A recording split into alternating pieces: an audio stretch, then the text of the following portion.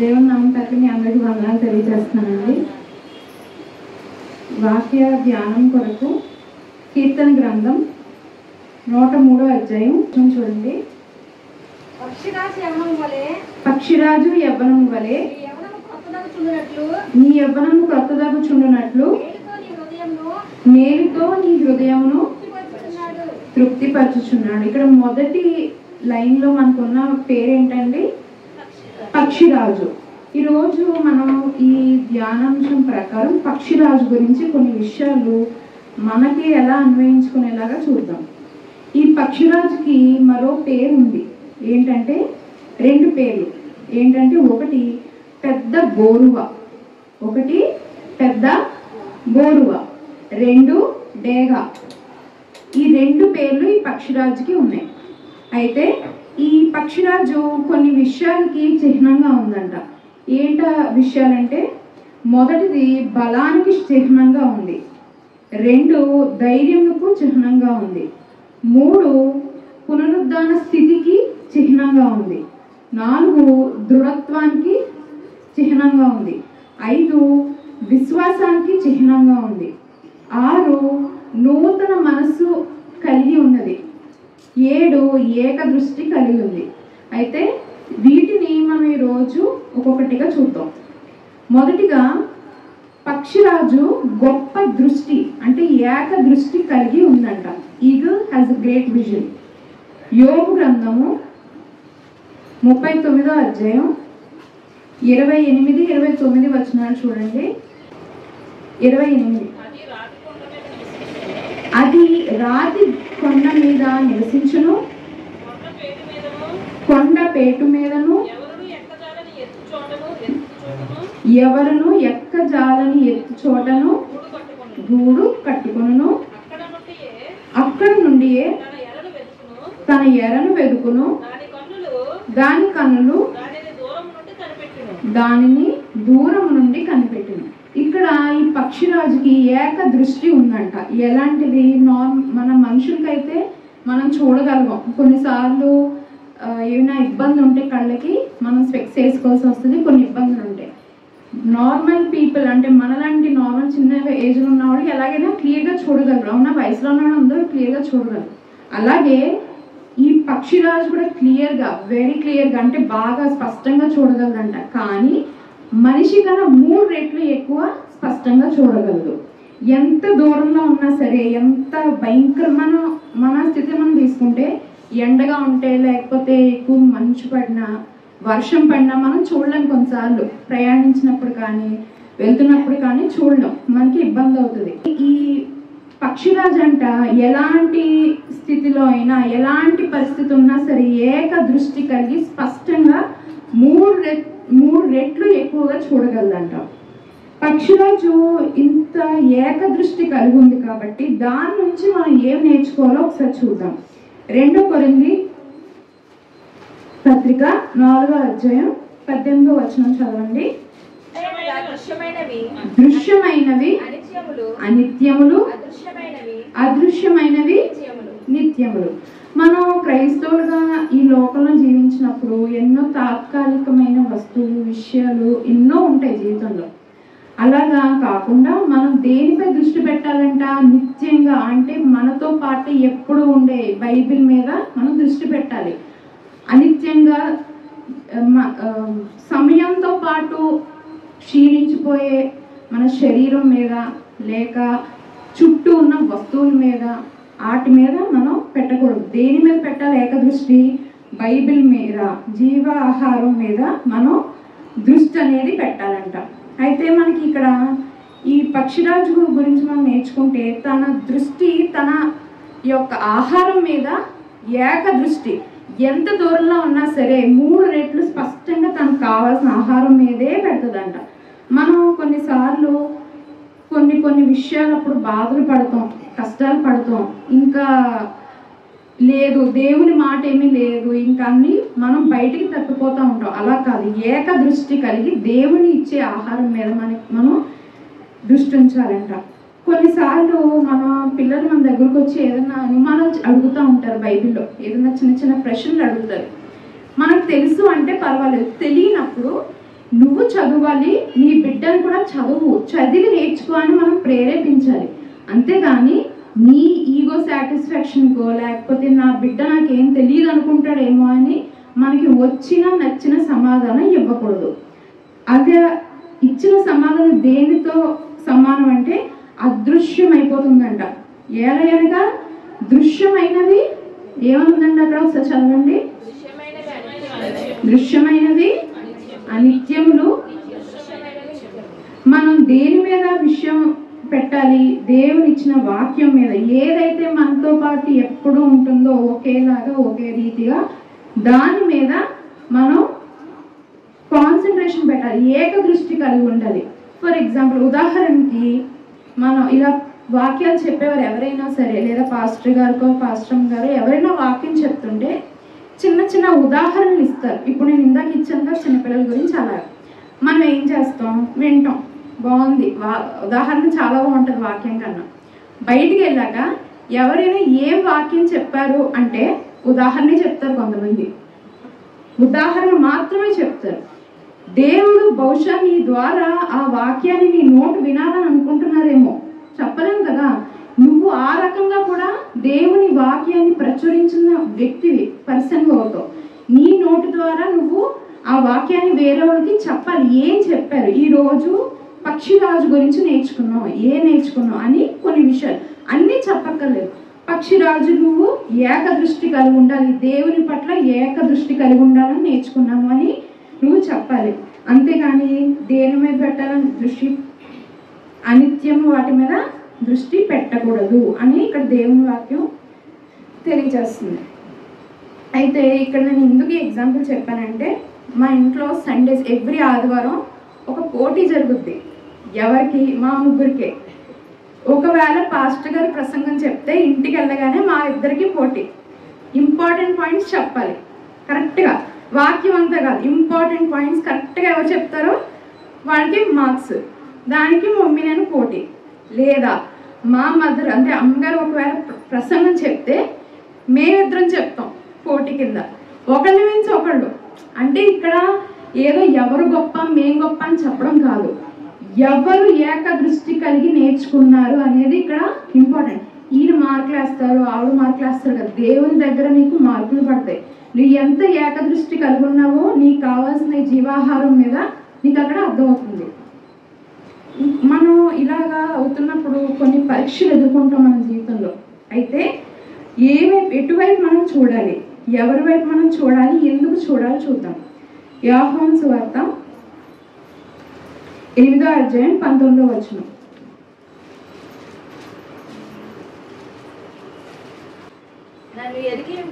నన్ను ఎరిగి ఉంటిరా, నా తండ్రిని కూడా ఎరిగి ఉందురని వారితో చెప్పాను. ఏమని చెప్తున్నారంట? మనం మనం పరలోకానికి వెళ్ళిపోతాం, ప్రసంగం వినేస్తే తండ్రి దగ్గరికి వెళ్ళిపోతాం అని కాదు. మనం విన్నది విన్నట్టుగా మనం మన జీవితానికి అన్వయించుకోవాలి.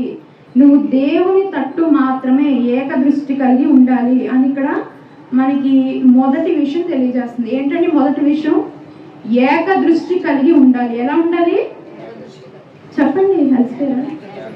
ఏక దృష్టి కలిగి. ఎలాగా? పురుషులు చెప్తారా ఎలా ఉండాలండి? ఏక దృష్టి కలిగి ఉండాలి. దేని వైపు? దీని వైపు కాదు, జీవాహారమైన బైబిల్ వైపు ఏక దృష్టి, ఏక మనసు, దీని వైపు మాత్రమే ఉండాలి. ఎలాగా? పక్షిరాజులాగా ఉండాలి. పక్షిరాజు నుంచి రెండో విషయం మనం చూద్దాం. పక్షిరాజు అంట ఇతర పక్షులతో కలవదు. Don't mingle with others. వేరే పక్షులతో కలవదు. మనం పెంచే కోడలి పక్కన ఎప్పుడు పక్షిరాజుని చూడమన్నాం, అవునా?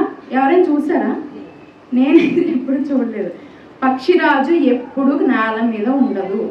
అంటే మనం నేల మీద కూడా హెచ్చుకోవాలని కాదు, మనం పెంచుకొని వాటితో ఎప్పుడూ ఉండదు. వాటి యొక్క జాతి పక్షులతో మాత్రమే అది ఎగురుతుంది. చాలా ఎత్తుగా ఎగురుతుందంట ఈ పక్షిరాజు. అయితే ఇది భూ సంబంధమైన విషయాల్లో కలిసి ఉండదు. హెబ్రీయులకు రాసిన పత్రిక 11వ అధ్యాయం 10వ వచనంలో మనకి ఎలాగ పక్షిరాజు వల్ల మనం ఎత్తుగా ఎదగాలో ఇక్కడ తెలియజేస్తున్నారు. ఎలా అనగా దేవుడు దేనికి శిల్పియు నిర్మాణకుడునై ఉన్నాడో పునాదులు గల పట్టణం కొరకు అబ్రహాము ఎదురు చూచున్నాడు. దేని గురించి? ఆయన నిర్మించబడిన పట్టణం మళ్ళీ మెరుగుపడడానికి ఎదురు చూడట్లేదు, లేదా ఆల్రెడీ మంచిగా స్థాపించబడిన దాన్ని ఈయన ఏలడానికి ఎదురు చూడ. అబ్రహాం గారు పునాదుల స్థితిలో ఉన్న పునాదుల స్థితిలో ఉన్న దానికి ఆయన నిర్మించబోయే దాని మీద ఎంతో ఆయన నమ్మకంగా, పునాది స్థితిలో తెలుసు కదండి అందరికీ, పునాది రాయేస్తాం, అది వేసాకే మనం బిల్డింగ్ ఏదో ఒకటి కన్స్ట్రక్షన్ అనేది జరుగుద్ది. కానీ ఈయన వేసి దాని కొరకు కట్టబోయే పట్టణం గురించి ఆయన నమ్మకంగా, గుడ్డి నమ్మకంగా దేవునిపై ఆయన ఆధారపడి ఉన్నాడంట. అలాగా నీవు నమ్మకంగా దేవునిపై ఆధారపడి ఉండాలంట. ఎలాగా? ఇతరులతో కలిసిపోకూడదు, అవిశ్వాసంతో కలిసిపోయి మేము చర్చకు వచ్చినప్పుడు బాగానే ఉంటాం, బయట ఉన్నప్పుడు పర్లేదు అటు ఇటు ఉంటాం, చర్చిలో అప్పుడు మాత్రం విశ్వాసతోనే మాట్లాడతాను, అక్కడ వేరే ఇది కాదు. బయట ఉన్నా లోపలున్నా, సన్నిధి లోపలున్నా సన్నిధి బయట ఉన్నా, పాస్టర్ గారు ముందున్నా బయట ఎక్కడున్నా సరే నువ్వు విశ్వాసతో మాత్రమే ఏం చేయాలంట? కలిసి ఉండాలి, మెలిగి ఉండాలి. వేరే పక్షులతో కలవదు. పక్షిరాజు ఎప్పుడు తన జాతి పక్షితోనే, అంటే సేమ్ టైప్ ఆఫ్ యానిమల్, అంటే దాని యొక్క తోటి దానితోనే అది కలిసి ఉంటుంది. అలాగే నీవు కూడా దేవుని విశ్వాసతోనే కలిసి ఉండాలి. ఇక్కడ పక్షిరాజు గురించి మనం ఇంకొక విషయం తెలుసుకుందాం. ఏంటంటే పిల్లలు పెడుతుంది. ఎవరైనా పక్షిరాజు యొక్క గుడ్లు కానీ పిల్లలు కానీ చూసారా? ఎవ్వరూ చూడం కదా. కానీ కొంచెం ఎదగాక మాత్రం ఎగరటం, ఎత్తుగా ఎరగటం మనం అందరం చూస్తాం. అయితే అది ఎలాగా? పక్షిరాజులు చాలా ఎత్తుగా ఉన్న కొండల మీదనే అవి గూళ్ళు కట్టుకుంటాయి, వాటిలోనే అవి గుడ్లు పెట్టి పోతే. Okay, very good. కానీ ఇక్కడ మనం నేర్చుకోవాల్సిన విషయం ఏంటంటే 2 విషయాలు మనం నేర్చుకోవాలి. మొదటిది, పక్షిరాజు ఇంచుమించు 13 అంత పొడవు, 8.2 వెడల్పు, 1.1 టన్ అంటే బరువు, ఇంత పెద్ద బరువు ఉన్న తన గూడుని చాలా ఎత్తుగా కట్టుకుంటుంది. సరే, కట్టుకుంది, దానికి ఎగరటం ఎలా నేర్పిస్తుంది? ఇప్పుడు చిన్న భూమి మీద నడిచే చిన్న పిట్టలు ఉంటాయి, కోళ్ళు ఉంటాయని వాటి నడుస్తాయి. ఎందుకు? కింద బ్యాలెన్స్ ఉంది కాబట్టి, కింద నేల ఉంది. కానీ పక్షిరాజు ఆకాశం మాత్రమే దానికి నేల. కానీ ఎలా నేర్చుకుంటుందంట ఎగరటం? చిన్న స్థాయి నుంచి ఆ తల్లి ఏదైతే ఉందో పక్షిరాజు తల్లి, వాటి గూడు ఎంత కష్టపడి నిర్మించుకున్న తన గూడుని దానికి అదే చెదరగొట్టేస్తుందంట. చెదరగొట్టి తన పిల్లల్ని ఆ నెస్ట్ అంటే ఆ గూడు నుంచి తెరివేస్తుంది, పడేస్తుంది కిందకి. ఎలాగా? జస్ట్ కట్టుకున్న దాన్ని విసిరేస్తుంది కిందకి. పిల్లలు షాటర్ అయిపోతాయి, ఉన్న ప్లేస్ నుంచి వెళ్ళిపోతాయి. అయితే అది మన లైఫ్లో కూడా చూద్దాం. తల్లి మీద ఇవన్నీ ఆనుకొని ఉన్నాయి, అవునా? మనం బైబిల్లో చూస్తాం, మనకి తండ్రి అయినా తల్లి అయినా ప్రభువారే. అయితే కొన్నిసార్లు మనకు కూడా ఇలాంటి ఇబ్బందులు వస్తాయి, కష్టాలు వస్తాయి, చాలా భయంకరమైన, ఒకేసారి 2 రకాల ఇబ్బందులు వస్తాయి. ఆరోగ్య సమస్యలు ఒకసారి వస్తాయి, ఫైనాన్షియల్ క్రైసిస్ ఒకసారి, అదే డబ్బులు లేకపోవడం ఒకేసారి వస్తాయి. 2 రకాలైనవి కూడా మనకు ఒకేసారి వస్తాయి. ఈ పక్షులు బిడ్డలు కూడా, ఈ చిన్న బిడ్డలు ఎలాగైతే తల్లి మీద ఆనుకుందే కానీ అది ఇసిరేసింది. మనం కూడా అలాగే అనుకుంటాం, బాధ వచ్చినప్పుడు దేవుడు ఇసిరేసాడు, ఒకేసారి 2-3 వచ్చేసి కలిసి బాధ అనుకుంటాం. కానీ పక్షిరాజు యొక్క ఉద్దేశం ఏంటి? పిల్లలు ఎగరడం నేర్చుకోవాలి. ఎప్పుడైతే కింద పడిపోతూ ఉంటాయో అప్పుడు అవి ఎగరటం నేర్చుకుంటాయంట. అయితే ఎగురుతున్నప్పుడు ఎప్పుడైతే అవి పడిపోతాయి, కొన్ని ఎగరలేవు, వెంటనే ఎగరలేవు, ఇబ్బందిగా ఉంటే కొన్ని పడిపోతున్నప్పుడు అవి పక్షిరాజు తల్లి వెళ్ళి కాపాడుకుంటుంది. అలాగే దేవుడు కూడా నిన్ను కాపాడతారు, ప్రభువారు కూడా నిన్ను కాపాడతారు. కాకపోతే నీవు ప్రయత్నిస్తున్నావా? ప్రభువారు నీకు సమాధానం ఇచ్చే వరకు నువ్వు ఏకదృష్టి కలిగి అవిశ్వాసులతో కలవకుండా దేవుని కొరకు దేవునిపై ఆనుకొని ఉన్నావా లేదా అనేది ప్రశ్న మీకు. అయితే ఇక్కడ మనకి ఒక ప్రశ్న రావచ్చు మీకు, ఒకవేళ వింటుంటే, ఇప్పుడు సమస్యలు వస్తాయి అన్నారు కదా, మనం దేవుని బిడ్డలని దేవునికి తెలుసు, మనకు తెలుసు కదా. మరి సమస్యలు మనకి ఎందుకు వస్తాయి? దేవుడు తెలియదా సమస్యలు వస్తే బిడ్డలు బాధపడతారని? ఆయన తెలుసు కదా ఎందుకు ఇబ్బంది పెట్టడం మనల్ని అనుకోవచ్చు. కానీ ఇక్కడ విషయం ఏంటంటే సాతానుకి దేవునికి జరిగే కన్వర్సేషన్. అంటే ప్రభు వారు సాతానికి ఇసరే సవాలు, నీకు వచ్చే కష్టాలు. యోబు గారి గ్రంథం 1వ అధ్యాయం 11వ వచనం చూడండి. అయినను నీవు ఇప్పుడు నీ చేయి చాపి అతనికి కలిగిన సమస్తమును మొత్తిన ఎడల అతడు నీ ముఖము ఎదుటనే దూషించి నిన్ను విడిచిపోవును. సాతాను ప్రభు వారికి విసిరే సవాలు నీ కష్టాలు. అయితే ఇక్కడ ఆయన సవాలు ఇస్తాడంట, కానీ ప్రభు వారు నీ మీద నమ్మకం ఉంచి నా బిడ్డలు గెలుస్తారు అని ఆయన టెస్ట్ పెడతారు. నీకు సమస్యలు వచ్చాయంటే, దేనికి సమస్యలు రావంటే ఈ వాటర్ క్యాన్ ఉంది, మనం వాడాక వాటర్ పడేసి మళ్ళీ క్లీన్ చేసుకుని పెట్టుకుంటాం, దీనికి సమస్యలు ఏం లేవు. మనకి సమస్యలు ఉన్నాయి. నువ్వు ఒకవేళ పదే టెస్ట్ ఇంచబడుతున్నావు, లేదా నువ్వు పదే నీకే కష్టాలు బాధలు వస్తున్నాయంటే నువ్వు దేవుడు విడిచిన బిడ్డవు కాదు, దేవుడు పట్టుకున్న బిడ్డవి. అంటే నీలో విశ్వాసం ఎంత ఉంది అని ఆయన పరీక్షించేస్తున్నారు. మనం ఒక క్లాస్ పాస్ అవ్వాలంటే చిన్న బిడ్డలు ఎన్నో యాన్యువల్స్, యూనిట్స్ అన్నీ రాసాక యాన్యువల్ ఎగ్జామ్స్ ఇస్తారు, ఫైనల్ ఎగ్జామ్స్ ఉంటాయి, అవునా? అంతేగాని డైరెక్ట్గా ఫైనల్ ఎగ్జామ్ ఎవరు పెట్టరు, ఒకసారి చెప్పేసి పాఠాలని, అవునా?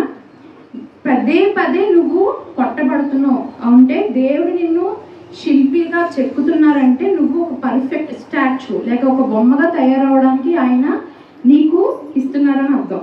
అయితే ఇక్కడ సాతాను సవాలు విసురుతాడంట ప్రభు వారికి, నీ బిడ్డ పారిపోతాడు, నేను ఇలా చేయగానే పారిపోతాడు అనుకోడు అని. కానీ ఇక్కడ మన యోబు గారి గురించి తెలుసు, అన్నీ పోయినా భయంకరమైన స్థితిలో ఉన్న ఆయన దేవుణ్ణి ఆనుకొని ఉన్నాడు. ఇక్కడ పక్షిరాజు నుంచి ఇక్కడ యోబు గారు ఇదంతా ఎందుకు నేర్చుకోవాలి? పక్షిరాజు కూడా తన బిడ్డలను కష్టాల్లోకి నెట్టినట్టు పడేసిన ఎగరడానికి మాత్రమే అది పడేస్తుంది, అంతే. మీరు అక్కడ నేర్చుకోవాల్సింది ఏంటంటే బిడ్డలు తల్లి మీద నమ్మకంగా ఉంటాయి, అలాగా నీవు ప్రభు వారి మీద కూడా నమ్మకంగా ఫెయిత్ఫుల్గా ఉండాలి. నీవు దేవుని కొరకు సాక్షిగా నిలబడాలి. ఆ పరీక్ష సమయంలో ఏకదృష్టి లేకుండా అవిశ్వాసులతో కలవకూడదు. మొదటి విషయం ఏంటి? ఏకదృష్టి కలిగి ఉండాలి.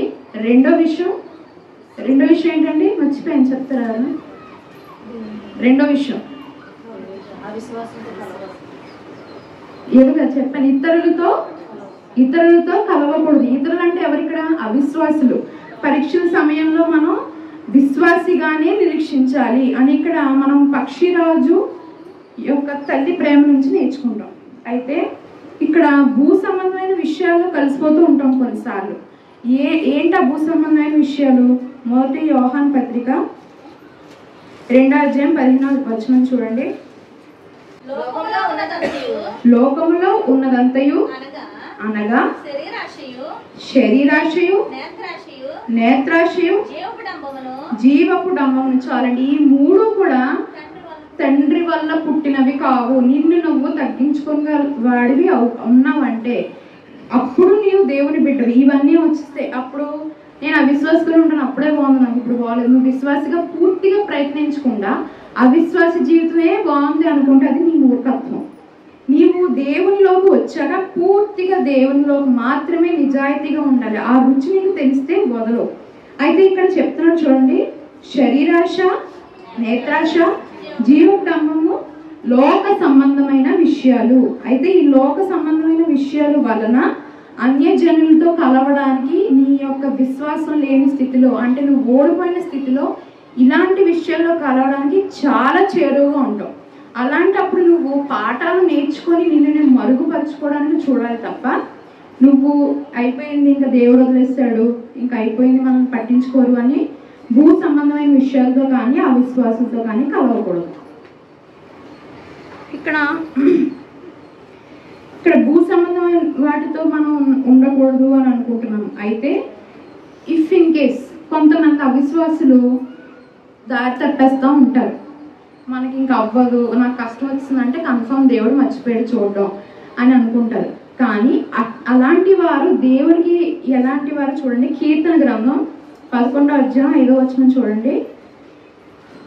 యెహోవా నీతిమంతులను పరిశీలించును, దుష్టులను బలాత్కార శక్తులను ఆయనకు అసహ్యులు. ఇందాక చెప్పుకున్నాం కదా, నీ యొక్క విశ్వాసం గట్టిదా కాదా, అసలు నీకు విశ్వాసం ఉంటేనే నీకు పరీక్షలు వస్తాయి.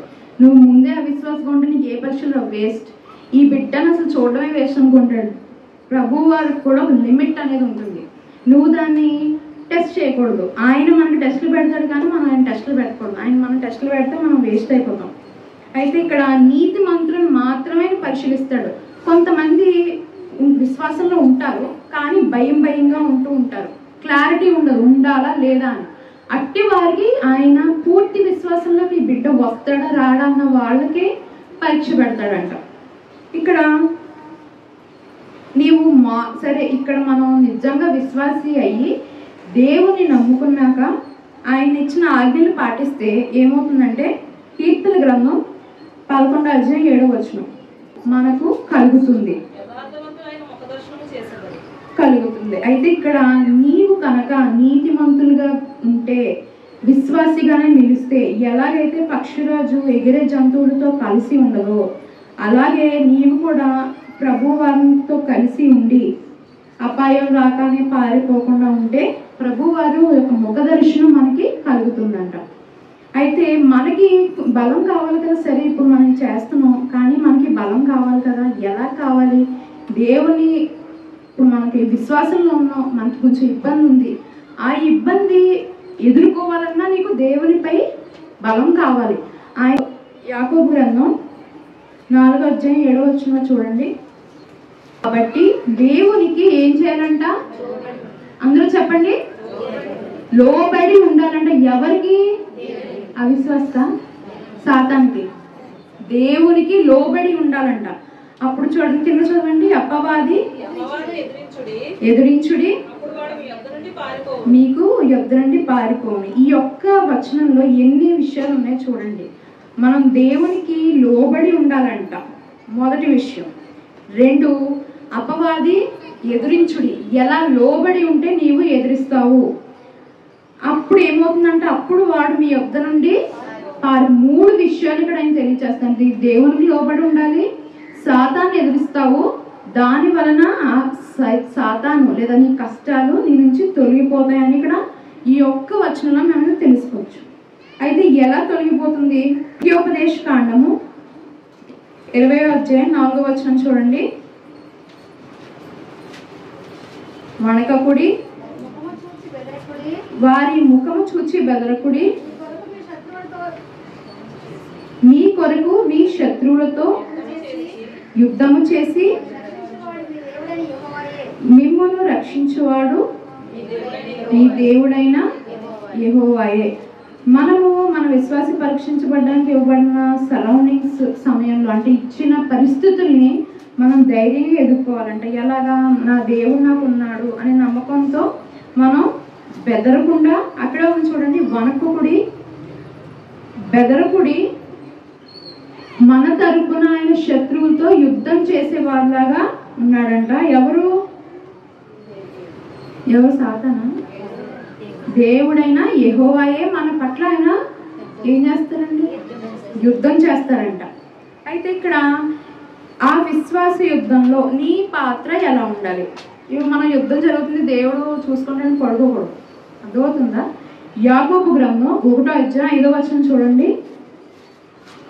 మనం ఎలాగా ఆ విశ్వాస యుద్ధంలో పాత్ర ఏంటి మనది?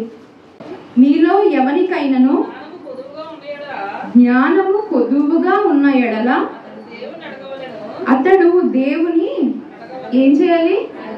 దేవుని అడగాలి. నెక్స్ట్, అప్పుడు అది మనకు ఒకటి ఉంటుంది కదా, మీరు చేసిన ప్రార్థన ఇవ్వబడింది, బ్లెస్సింగ్ చేయబడింది అని నమ్మండి, మీకు అది వస్తుందంట. ఏం చేయాలి? నీకు జ్ఞానం లేదు, ఆ స్థితిలో నీకు ఏం చేయాలో తెలీదు. అలాంటప్పుడు నువ్వు ఏం చేయాలంటే దేవుని అడగాలి, ఆయన్ని ప్రార్థించాలి, విన్నవించాలి. ఈ శోధన నుండి నన్ను విడుదల చేయి ప్రభువా, నాకు ఈ సొల్యూషన్ ఏమైనా ఇవ్వండి అని మనం బయటపడేలాగా ఒక మార్గం మనకి కావాలని ప్రభువు మీద ఆనుకొని ఆయన మీద విశ్వాసంతో ప్రార్థన చేయాలి. ఇప్పుడు ఎలాగైతే పక్షిరాజు ఇతరులతో కలిసిపోకుండా నీ పరిస్థితులను బట్టి నీవు కూడా పక్షిరాజు నుంచి ఏం నేర్చుకోవాలంట? ఏం నేర్చుకోలేదా? దేవునిపై ఆనుకోవాలంట. అప్పుడు నీవు విశ్వాసంలో నడిచినప్పుడు ఏమవుతుందో చూద్దాం. దేవునిపై విశ్వాసంతో నువ్వు ఆనుకొని నడిస్తే ఏమవుతుంది? ద్వితీయోపదేశ కాండము 32వ అధ్యాయం 11వ వచనం చూడండి.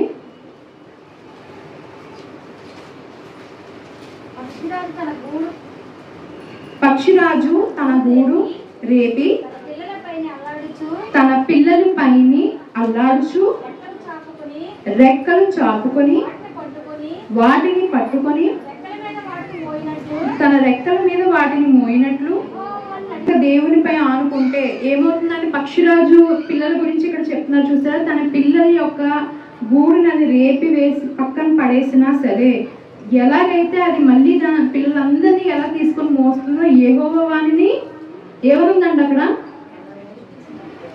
ద్వితీయోపదేశకాండం 32వ అధ్యాయం 11వ వచనం పేజీని మార్చేయకండి, చదవండి. చివరి లైన్లో చూడండి, యెహోవా వానిని నడిపించును. మనం వాక్యం వినడమే కాదు, చదవాలి. ఇక్కడ చెప్తున్నప్పుడు కూడా నీకు మైండ్లో ఫిక్స్ అయిపోవాలి. బయటికి వెళ్ళగానే ఇక్కడ చెప్పింది వినేసి బయటకు వెళ్ళిపోతే మర్చిపోతారు. చెప్పింది 2 ముక్కలు గుర్తుంటే నువ్వు బయటికి వెళ్ళి ఒక ముక్క చెప్తావు. పక్షిరాజు అంట కేవలం తాజా ఆహారం మాత్రమే తీసుకుంటుందంట. ఎలాంటి ఆహారం? తాజా ఆహారం. Eagles eat only fresh foods. అయితే ఇక్కడ 2 విషయాలు మనం మళ్ళీ చూద్దాం. ఒకే జాతి అంటే ఒకే కుటుంబానికి చెందిన 2 విషయాలు. రాబందు తెలుసు కదండి అందరికీ. రాబందు అంటే ఏంటండి? గెద్ద. కరెక్ట్గా చెప్పారు. రాబందు అంటే గెద్ద. పక్షిరాజు అంటే పక్షిరాజే, ఏం లేదు, దానికి డయాగాన్ గౌరవం అంటారు. సరే, పక్షిరాజు రాబందు 2 విషయాలు. పక్షిరాజు చాలా చిన్నగా ఉంటుందంట. చిన్నగా అంటే కోడంత కాదు, కొంచెం పెద్దదే, కానీ చిన్నగా కాదంటే చిన్న సైజ్. కంపేర్ టు దేనికి మనం కంపేర్ చేసి చూస్తే గెద్దకి. గెద్ద పెద్ద శరీరం కలిగింది, చాలా బరువైన శరీరం, పెద్ద పెద్ద మజిల్స్ ఉంటాయంట గెద్దకి. అయితే పక్షిరాజు యొక్క రెక్కలు చిన్నవి. దేనికి చూసుకుంటే డేగాను. పక్షిరాజుకి రాబందుకు చూసుకుంటే రాజు చిన్న శరీరం కలిగింది, చిన్న రెక్కలు కలిగింది, కానీ అది బ్రతికి ఉన్న వాటిని మాత్రమే తింటుంది. ఇక్కడ ఈ 2 విషయాలు చెప్పాక మీకు ఒక ప్రశ్న ఇస్తాను. ఆ ప్రశ్న మీరే సమాధానం చెప్పుకోండి. ఎలా ఉంటుందంట? పక్షిరాజు బ్రతికున్న వాటినే తింటుంది, 2 చిన్న శరీరం కలిగింది, 3 రెక్కలు కూడా చిన్నవి. ఓకే. రాబందు గెద్ద ఈ 2 ఒక కుటుంబానికి సంబంధించినవే. అర్థమవుతుందా? మొత్తం ఒక కుటుంబమే 2 కూడా. కానీ ఈ రాబందు శరీరం చాలా పెద్దది, చాలా బరువైంది, రెక్కలు కూడా చాలా పెద్దవి. కానీ గెద్ద ఒకే జాతి. ఈ పక్షిరాజు గెద్ద కూడా ఒకే జాతి అయినప్పటికీ గెద్ద కేవలం చచ్చిన వాటినే పీక్కొని తింటుందంట. అయితే ఇక్కడ మనం పక్షిరాజులమా గెద్దలమా? ఎలా చెప్పగలుగుతారు? అందరూ బైబిల్ చదువుతున్నారు రోజు. అందరూ ఎవరు చదువుతున్నారు చెప్పండి నాకు. రోజు చదవట్లేదు, మరి మీరు పక్షిరాజులు ఎలా ఉంటారు? గెద్దలే కదా. గెద్దలు కేవలం ఆదివారం చెప్పింది తినేసి అది చచ్చిపోయాక అదే నవరేసుకొని వస్తాయి. పక్షిరాజులు నూతనంగా రోజు కొత్త కొత్త ఆహారం మాత్రమే తింటుంది. దీన్ని బట్టి మీరే అంచనా వేసుకోండి, మనం పక్షిరాజులమా గెద్దలమా? నాకు తెలియదు, మీరే తెలుసుకోవాలి. రోజు నువ్వు నూతనంగా బైబిల్ తీసి చదువుతున్నావంటే నువ్వు పక్షిరాజువి. లేదు, ఆదివారం చెప్పింది ఇక్కడ వదిలేసి బయటకు వెళ్తున్నాను, మళ్ళీ ఇక్కడికి వచ్చాక పాస్టర్లు అడుగుతారేమో అని బలవంతంగా పక్కన అడిగి తెలుసుకొని గుర్తుపెట్టుకుంటున్నాను టాపిక్. ఆయన అడగరు, అయిపోయింది. నువ్వు పక్షిరాజువా గెద్దవా? మీకు మీరే సమాధానం చెప్పుకోవాలి ఆ విషయం. అయితే ఇక్కడ మనం ఈ 2 గురించి ఎందుకు చెప్పుకున్నామంటే, అవిశ్వాసి కూడా ఎలా ఉంటాడు? గెద్దలాగా ఉంటాడు. చచ్చిన స్థితిలో ఉన్న భూ సంబంధమైన విషయాన్ని పీక్కొని ఆటలు చుట్టూనే ఉంటాడు. పక్షిరాజు నూతనంగా దేవుని బైబిల్ చదువుతూ తనను మార్చుకుంటూ ఆహారం తింటూ మెరుగుపరుచుకుంటాడు దేన్ని, తన విశ్వాసాన్ని, తన బలాన్ని దేవునిలో. తన పత్రిక కాగా ఎవడైనను క్రీస్తునందున్న ఎడల వాడు నూతన సృష్టి, పాతవి గతించెను. ఎలా గతిస్తాయి అండి? పాతవి గతించి కొత్తగా వస్తాయి. క్రీస్తు యేసునందున్న నువ్వు నిలిచి ఉండాలి, స్టేబుల్ గా. ఇప్పుడు మొదటి నుంచి చివరి వరకు దేవుని పట్ల ఎలా ఉండాలంట? ఇంకా చెప్పుకున్నాం ఏంటండి? అనుకొని ఉండాలి. అయితే ఇక్కడ నువ్వు దేవుని పట్ల అలాగే ఉంటే, విశ్వాసంగా నిలిచి ఉంటే నూతన స్థితి పొందుకుంటావంట. అంతేకాదు ఇక్కడ మనకి నీ నూతన స్థితి విశ్వాసం వల్ల నువ్వు నిశ్చయంగా అలాగే ఉంటే, కదలకుండా బండరాయిలా దేవుని పట్ల ఉంటే, బండరాయి అంటే మన హార్ట్ బెట్ కావాలి. మనం ఎలా ఉండాలి? దేవునిపై ఆనుకొని బలంగా ఉండాలి. అయితే ఎలాగా? యెషయా గ్రంథం 43వ అధ్యాయం 18-19 వచనాలు. మనం ముందు విషయాన్ని ఏం చేయాలంట? జ్ఞాపకం చేసుకోవాలి. అంతేనా? చేసుకోకూడదు. పూర్వకాలం సంగతులను తలంచుకోకూడదు. మనకి పాతవి అవసరం లేదు. 19వ వచనం చూడండి చాలు. ఇదిగో నేను ఒక నూతన క్రియ చేయించున్నాను. ఎప్పుడు? నువ్వు ఎప్పుడైతే ముందు వచనంలో ఉంది దాని క్వశ్చన్, దాని సమాధానం, ప్రశ్న సమాధానం కూడా 18వ వచనంలో ఉంది. మునుపటి వాటిని నువ్వు జ్ఞాపకం చేసుకోకూడదు. 2 సంగతులను తలంచుకోకూడదు. మనకి పాతవి అనవసరం. అప్పుడు ప్రభు వారు ఏం చేస్తారు? 19వ వచనం చూడండి, నూతన క్రియ చేస్తారంట. కిందకి వెళ్ళండి. అయినా మన విశ్వాసం ఒకవేళ వాటిని జ్ఞాపకం చేసుకోకుండా, పూర్వకాలపు సంగతులను తలంచుకోకుండా దేవునిపై మనం కొత్త అడుగు వేస్తూ ఉంటే, కింద ఆయన చూడండి, నీ విశ్వాసం బట్టి ఏమవుతుందంట? నేను అరణ్యములో త్రోవ కలుగు చేయుచున్నాను, ఎడారిలో నదులు పారజేయుచున్నాను. ఎడారిలో పూర్తిగా నదులు లేకుండా ఉంటాయి, కాకపోతే గోదావరి సీన్ ఉండదు, ఎండిపోయి ఒకే ఒక్క చోట మాత్రమే ఉంటాయి. వేల కిలోమీటర్ల ప్రదేశానికి వెళ్ళి వాళ్ళు నీళ్లు తెచ్చుకోవాలి. అది కొన్నిసార్లు అది ఎండిపోవచ్చు, ఉండొచ్చు, వేరే విషయం. అయితే ఇక్కడ ఆయన ఏం చెప్తున్నారంటే, నీ విశ్వాసాన్ని బట్టి అంటే ఆయన అరణ్యంలో త్రోవ కలగ చేస్తారు. మోషే కాలం అంతే కదా, భయంకరమైన అరణ్యంలో ఆయన తీసుకెళ్లారు. ఎక్కడ తీసుకెళ్లారండి మోషే వాళ్ళని? ఎడారిలో ఆయన ఏం చేస్తారంట? నదులు పారజేస్తారు. అయితే ఇక్కడ నువ్వేం చేయాలంట? నూతన మనసు కలిగి ఎదురు చూడాలంట. ఎవరి కొరకు? ప్రభు వారి కొరకు ఎదురు చూడాలి. అప్పుడు ఆయన ఎలాంటి క్రియలు చేయగలుగుతారు? ఎడారిలో త్రోవ కలగ చేయును. అయితే ఇక్కడ మనకి 2 ప్రశ్నలు ఏంటంటే, మొదటిది, ఈ విశ్వాసాన్ని మెరుగుపరచడానికి జీవాహారమైన బైబిల్ని నువ్వు పక్షిరాజులా ఉంటున్నావా, గెద్దలా ఉంటున్నావా? 2, ఇప్పుడు పక్షిరాజుని మనం విశ్వాస కింద తీసుకోవచ్చు, గెద్దని అవిశ్వాస కింద తీసుకోవచ్చు. అది ఎలా తీసుకున్నా సరే నిన్ను నువ్వు మరుగుపరచుకోవాలంటే 2 విషయాలు, నువ్వు పక్షివా గెద్దవా. పక్షిరాజు అయితే నూతనంగా ప్రతిరోజు బైబిల్లో కొత్త విషయాలు నేర్చుకుంటాడు. గెద్ద అయితే పాత ఆధారంలో తింటూ గెద్ద ఎప్పటికీ చచ్చిన వాటి మీద తింటుంది. 4వ విషయం చూద్దాం. పక్షిరాజు అంట చాలా దృఢంగా ఉంటాయంట. ఎలా ఉంటాయండి? దృఢంగా. Eagles are tenacious. అయితే ఇక్కడ మనం ఇందాక చెప్పుకున్నాం, దాని ఆహారం కాదు, ఎంత దూరం ఉన్నా సరే అవి ఏకదృష్టి కలిగి తీసుకొని వెళ్ళి తింటాయని చూస్తాము. పక్షిరాజులు ఏకదృష్టి కలిగి ఎక్కడైనా సరే దాని ఆహారం ఒకటి, ఇది నాకు కావాలి అంటే ఆహారం మాత్రమే తీసుకుంటుంది. పక్క నుంచి ఏదైనా వేరేది వచ్చినా అది తీసుకోదు. అలాగా మంచి ఈజియెస్ట్ లైన్ ఏంటంటే, మీరు ఎక్కడ పడితే అక్కడికి వెళ్ళిపోతున్నారా, లేదా కేవలం ఇదే సన్నిధిలో ఉన్నారా, ఒక్కగానే ఉన్నారా, మీరుగానే ఉన్నారా, లేదా మా ఫ్రెండ్ని తీసుకొద్దాం, లేదా మా ఇద్దరం పాడు చేద్దాం ఒకళ్ళందరినీ. మీరు మీ విశ్వాసంలో ఎదగాలి. ఇదే సన్నిధికి మీరు ఎలా ఉండాలంట?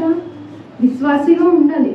వేరే వారిని తీసుకొద్దాం, ఇక్కడ ఏదో గ్రూప్ని క్రియేట్ చేద్దాం మీద ఇక్కడ ఉన్న జనాలను కూడా, అంటే ఇక్కడ ఎవరు లేరు కానీ నార్మల్గా చెప్తున్నా, అట్టి వారు ఉన్నా సరే మీరు వారిని ఏం చేయాలి? బాబు మంచి పని చేస్తున్నాను చెప్పాలా? ఏం చేయాలి? చెయ్యొద్దు, అలా చేయడం తప్పు. నీ యొక్క సన్నిధికి మాత్రమే నువ్వు విశ్వాసిగా ఉండాలి. వేరే వాటి మీద త్రొట్టులకూడదు. పందులు మాత్రమే గుంపుగా ఉండెను. అర్థమవుతుందా? నువ్వు విశ్వాసంలో ఉన్న 2-3 కలిసి ఉంటే దేవుని మనం ప్రేస్ చేయాలి. దేవుడు మనకి ఇచ్చిన జీవితం, దేవుడు మనకు అనుగ్రహించిన పరిస్థితిని మనం ప్రేస్ చేయాలి తప్ప నువ్వు ప్రేర్ చేసుకొని గుంపు కింద కూర్చొని వాళ్ళు ఎలా అలా వీళ్ళు ఎందుకు ఇలా వాళ్ళు అందుకలా వేస్ట్. ఎందుకు పనికిరకుండా అయిపోతావు, ఎందుకు వేస్ట్ విషయాలు ఇవన్నీ. నువ్వు దేవుని కనుక 2-3 కలిసి దృఢంగా దేవునిపై ఆరాధించడానికి చూడాలి. కానీ ఎవ్వరు లేనప్పుడు గుంపు కింద కూర్చొని పాస్టర్ గారు ఇది, పాస్టర్ గారు అది, అది ఇది వేస్ట్. ఎందుకు పనికి రాకుండా అయిపోతావు చెప్ప. వేరే యొక్క విషయాల మీద కాకుండా దృఢమైన సంకల్పంతో దేవునిపై నువ్వు మాత్రమే ఆనుకోవాలి. దృఢంగా దేవునిపై ఏకదృష్టి ఉంచాలి.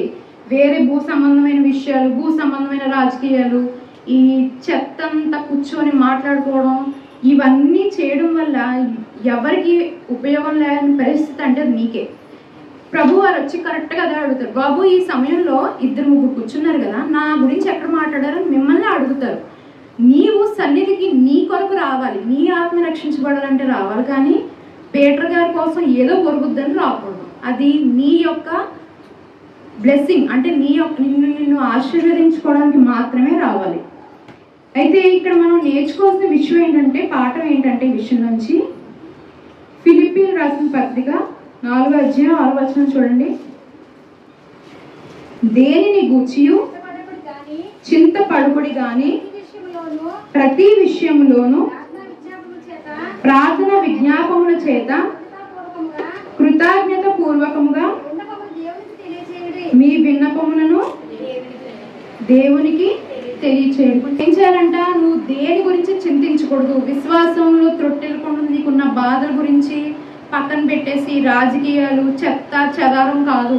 నీకు కావాల్సింది ఏంటి? నువ్వు నిజంగా విశ్వాసం అయితే, నువ్వు గెద్దవి కాకుండా పక్షిరాజు అయితే కూర్చొని 4-5 కలిసినప్పుడు దేవుని గురించి, లేక సరే మాకు వాక్యం రాదండి మేము చెప్పలేం, మాకంత ఇది లేదు, అవసరం లేదు. నీ సన్నిధిని నువ్వు ఎలా మరుగుపరచాలి, లేదా నీ చేసే పాస్టర్ నువ్వు ఎలా సపోర్టివ్గా ఉండాలి, లేదా మన సండే స్కూల్ పిల్లలు ఉన్నారు, చిన్న బిడ్డలు ఉంటారు, వాళ్ళు ఎలా సేకరించాలి, ఎంతమంది విషయాలు మాట్లాడుకుంటున్నారు, ఎవ్వరూ మాట్లాడరు విషయం నాకు తెలుసు. ఇప్పటి నుంచైనా అలవాటు చేసుకోండి. చెత్త విషయాలు పందుల్లో గుంపుల్లో కూర్చొని మాట్లాడితే మనకి అనవసరమైన చెత్త గడ్డి, అంటే చచ్చిన గెద్దకు తిండి తింటున్నట్టు లెక్క మనం. అయితే ఇక్కడ ఈ విషయాలు మానేసి మనం వేరే దృఢంగా దేవుల్లో లేకుండా బయట విషయాలు బయట మాట్లాడుతుంటే, అంటే బయట గడ్డి ఆహారం తింటున్నట్టు లెక్క. భూ సంబంధమైన ఆహారం తినకూడదు. నీకు ఒకవేళ ఇబ్బంది ఏమన్నా ఉంటే ఏం చేయాలంటే ఇక్కడ చూడండి, ఫిలిప్పీయుల రాసిన పత్రిక 4వ అధ్యాయం 6వ వచనం. దేనిని గూర్చి చింతపడుకుడి గాని, అందరూ ఒకసారి చెప్దామండి, దేనిని గూర్చి చింతపడుకుడి గాని ప్రతి విషయంలో ప్రార్థన విజ్ఞాపముల చేత కృతజ్ఞత పూర్వకముగా మీ విన్నపములు దేవునికి తెలియచేయుడి. దేవునికి నీ బాధలు ఏమన్నా ఉంటే చెప్పుకోవాలి, అంతేకాని ఇంకా వేరే విషయాల మీద కాన్సన్ట్రేషన్ ఉండకూడదు. నీవు దేవునికి ప్రార్థన చేయాలంట. ఇక్కడ మనం నేర్చుకుని ఇప్పుడే ప్రార్థన చేయాలి, విజ్ఞాపన చేయాలి. దేవునికి ఎందుకు చేయాలి? మన దేవుడు మనం చెప్తారు కదా, మీరు నా బిడ్డలోని. ఎవరింట్లో అయినా అడగకుండానే తల్లి అన్నం పెడుతుందా? పెట్టదు కదా. అడిగితే కదా. అమ్మ కూడా ఒక మనిషే. బిడ్డల ఆహారం కొన్నిసార్లు తెలిస్తే కొన్నిసార్లు తెలియదు. కన్న తల్లికే నీ యొక్క ఆహారం గురించి తెలియనప్పుడు మనం అడిగితే పెడుతుంది. మరి ఇంతమంది బిడ్డల్ని చూసే ప్రభు వారికి నీ సమస్య కేవలం నీదే ఎలా తెలుస్తుంది? నువ్వే కాదు, చాలా మంది బిడ్డలు ఉంటారు కదా. అప్పుడు నువ్వేం చేయాలి? అందుకే ప్రార్థన చేయండి, ఆయనకి డైరెక్ట్ మెసేజ్ ఇవ్వండి. నాకు ఈ ఇబ్బంది ఉంది, నాకు చాలా చింత ఉంది, బాధ ఉంది, కష్టం ఉంది, చూడు. అప్పుడు నీ వైపు ఎప్పుడైనా దేవుడు మనం ప్రార్థన చేసినప్పుడు కూడా ఆయన కృప మనతో ఉండాలి, ఆయన దీవెన మనతో ఉండాలి. ఆయన మనతో కొంతమంది ప్రార్థన చేస్తారు, దేవదూతలు పంపించు, రక్షగా ఉండు కాదు.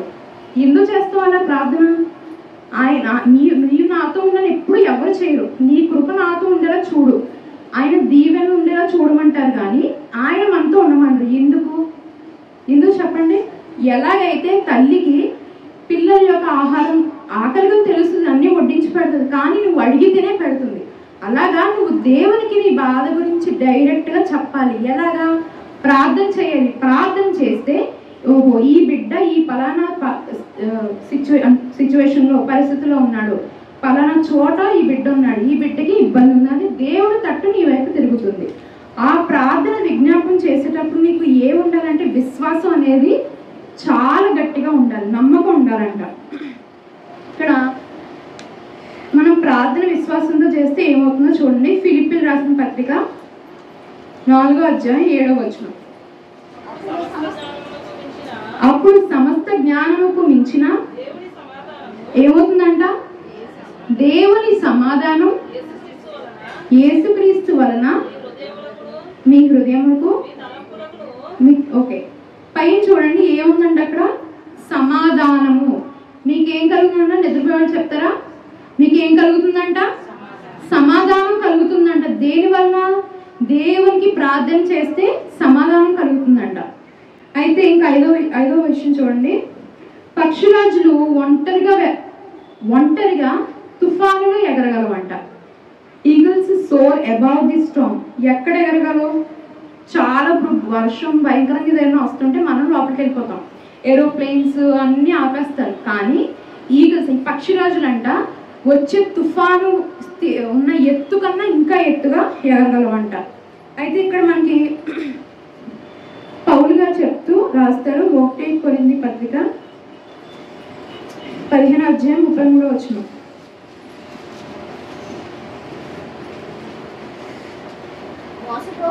మోసపోకడి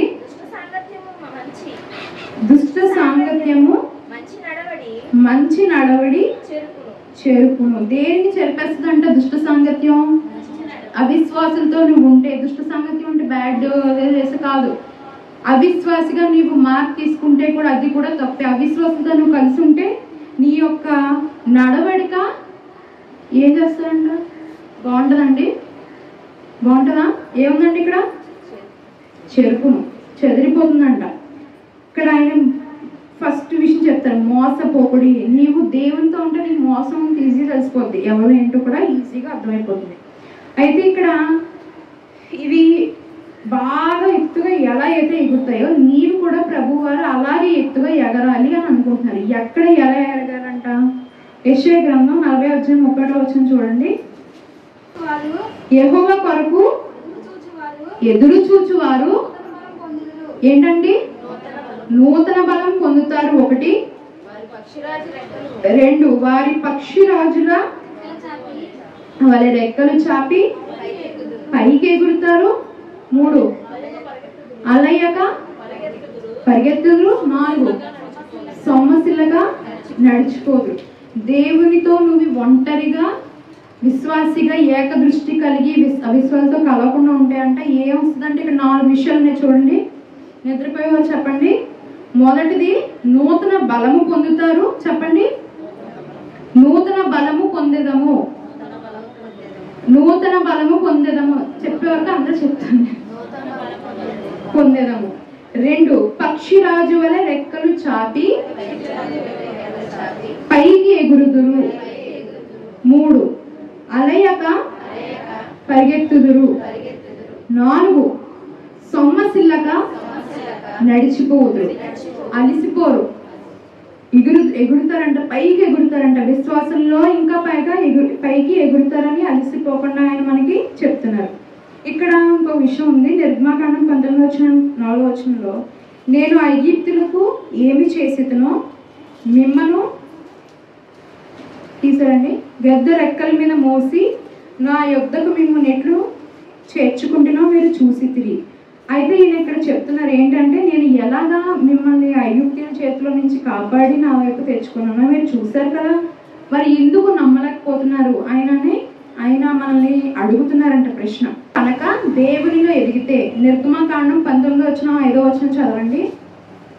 కాగా మీరు నా మాట కాగా మీరు నా మాట శ్రద్ధగా విని నా నిబంధన అనుసరించి నడిచినడలా సమస్త దేశ జనులలో నాకు స్వకీయ అంట. మనం ఆయనకి ఎంతో మేలిమి కలిగే విధంగా మనం ఉంటామంట. అయితే ఇక్కడ యోబు గ్రంథం 9:26 చూడండి ఒకసారి.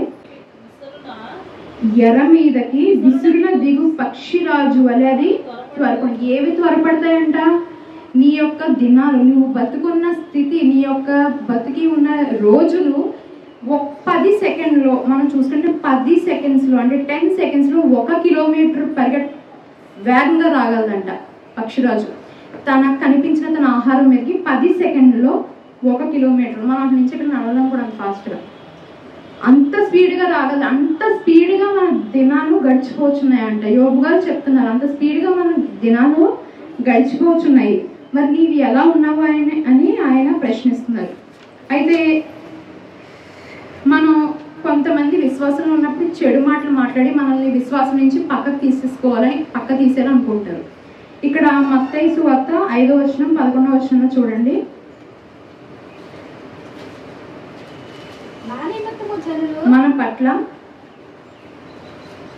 మన పట్ల జనులు చెడు మాటలు పలుకున్నప్పుడు నీవు ధన్యుడవు. నీ పట్ల అవిశ్వాసులు కనుక మాట్లాడితే నీవు ధన్యుడివి. నువ్వు పరీక్షించబడుతూ నీలో విశ్వాసం లేదని అవిశ్వాసం వచ్చి నిన్ను పొడుస్తాడు అంటే ఖచ్చితంగా అవిశ్వాసం వచ్చి నీకు చెప్పాడంటే అర్థం అతను భయపడుతున్నాడు. నీ యొక్క దేవుడు నిన్ను బ్లెస్ చేస్తాడు, నిన్ను దీవిస్తాడు అని అతను భయపడుతున్నాడు. కాబట్టి నిన్ను అలాగా ప్రేరేపించడానికి ప్రయత్నిస్తాడు. 6వ విషయం చూద్దాం. Commitment test before trust. పక్షిరాజులు తొందరగా చూద్దాం. ఆడపక్షులు మగ పక్షుని దగ్గరికి రానివ్వడానికి ముందు ఒక పరీక్ష పెడతాయంట. ఏంటంటే ఒకే ఒక మగ పక్షి ఉంటుంది. 4-5 అంటే ఈ మగ పక్షి ఏ ఆడపక్షిని కోరుకుంటుందో దానితో పాటు వేరే ఆడపక్షులు కూడా మనం చెప్పుకున్నాం చాలా ఎత్తుగా ఎగురుతాయి అని. అయితే అవి ఎగిరే ఎత్తు కన్నా 3-4 రెట్లు పైకి వెళ్ళిపోయి ఒక చిన్న కొమ్మని లేదా ఆకుని అన్ని ఆడపక్షులు ఒకేసారి విసిరేస్తాయంట కిందకి. అప్పుడు ఈ యొక్క మగ పక్షిరాజు ఏం చేయాలంట? కేవలం అది తన కోరుకున్న ఏ ఒక్క పక్షితో తన జీవితం కోరుకుందో ఆ ఆడపక్షి విసిరిన మాత్రమే అది పట్టుకోవాలి. ఇది చాలా ఈజీ అండ్ కష్టం.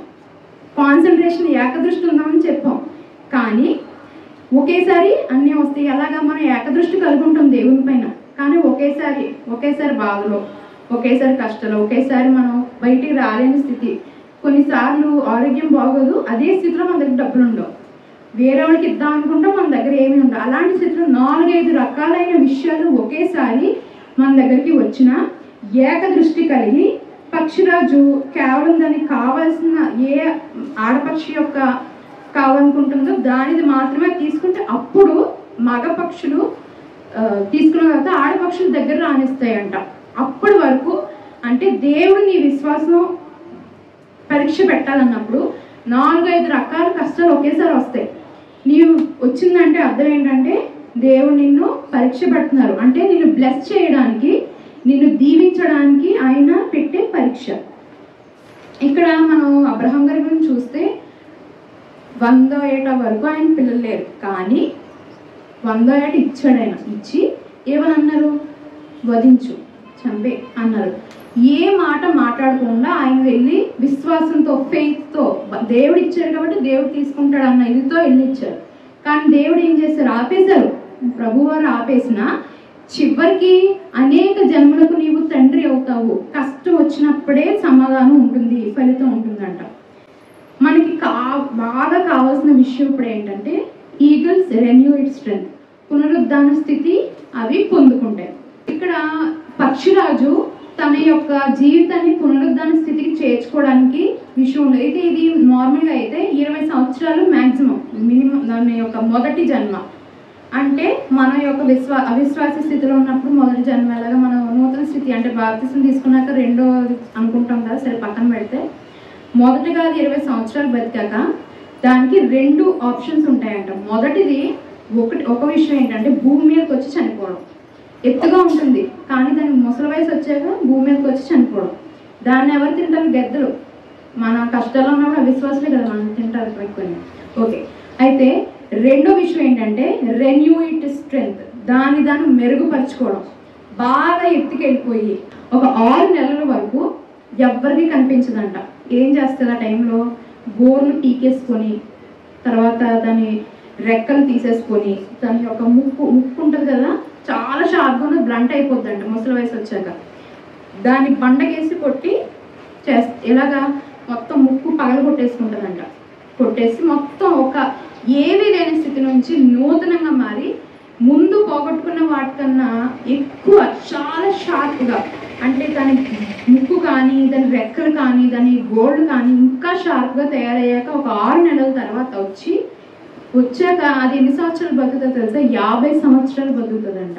20 ఎక్కడ 50 ఎక్కడ? ఇక్కడ మనం నేర్చుకోవాల్సింది ఏంటంటే ఇక్కడ అది అవిశ్వాసంతో ఆగిపోలేదు. బాగా వచ్చింది భయంకరం, బతుకుండగానే పీక్కుని దాన్ని రెన్యూ చేసుకోవడం చాలా భయంకరం. అలాంటి స్టేజ్లో కూడా దాన్ని మార్చుకొని మళ్ళీ తిరిగి నూతనంగా వచ్చి 50 ఏళ్ళు బతుకుతుంది. ఇక్కడ నేర్చుకోవాల్సిన విషయం ఏంటంటే కష్టం వచ్చినప్పుడు ఉండడం కాదు, కష్టం లేనప్పుడు కాదు, కష్టం వచ్చినప్పుడు తిరిగి నువ్వు దేవుని నుంచొని చెప్పాలి, నాకు ఈ కష్టం వచ్చింది, ప్రభువారు నన్ను ఇలాగా అధిగమించేలా చేశారు, నేను దేవుని నమ్ముతున్నాను అని మనం గట్టిగా చెప్పాలంట. అక్కడ కీర్తన 103:5 చెప్తారు, పక్షిరాజు యవ్వనం వల్ల నీ యవ్వనము క్రొత్తదగునట్లు నీతో హృదయము తృప్తిపరుచున్నాను, ఆయన నిన్ను నూతన స్థితిగా చేస్తానని చెప్తున్నారంట. మీరు నేర్చుకోవాల్సిన విషయాలు అంటే విశ్వాసం, ఏక దృష్టి కలిగి ఉండాలి. ఎలా ఉండాలి? పక్షిరాజు జీవితం నుంచి ఏక దృష్టి కలిగి ఉండాలి. 2, ఇతరులతో మెలగకూడదు, అవిశ్వాసంతో మెలగకూడదు. 3 ఏంటి? దేవునిపై అనుకోవాలి. 4, తాజా ఆహారం, నూతన ఆహారం, బలమైన దేవుని యొక్క బైబిల్ మాత్రమే అది మనం తీసుకోవాలి. 4, సోరెబోలెస్ట్రోమ్ అంటే ఎత్తుగా నీ విశ్వాసంలో నీవు ఎదగాలి. కమిట్మెంట్ ఉండాలి, దేవుని పట్ల బలంగా నీవు నిలబడేలా ఉండాలి. 7వది చాలా ముఖ్యమైనది రెన్యూడ్ స్ట్రెంగ్త్, నూతన పడాలి, నిన్ను నువ్వు నూతన పరుచుకొని ఇవన్నీ అధిగమిస్తూ నిలబడాలి. చివరిగా ఎఫెసీయులకు రాసిన పత్రిక 4:24 చూడండి. నీతియు యథార్థమైన భక్తి గలవారై దేవుని పోలికగా సృష్టింపబడిన నవీన స్వభావము ధరించుకొనివలెను. 25 మనము ఒకరికొకరము అవయములై ఉన్నాం. కింద చూడండి 27 చూడండి. అపవాదికి చోటు ఇవ్వకూడదంట. ఎలాగా? 25 మీరు అబద్ధం ఆడటం మాని ప్రతి వాడును తన పొరుగు వారితో ఏం చేయాలి? సత్యం. మనం మారాక మనలో ఈ 2 విషయాలు రావాలి. అంతేకాదు అపవాదికి చోటు ఇవ్వకూడదు, అంటే సాతానికి మన జీవితంలో చోటు ఇవ్వకూడదంట. దేవుడిచ్చిన చిన్న వాక్యాన్ని దీవించి ఆశ్రయించుగాక.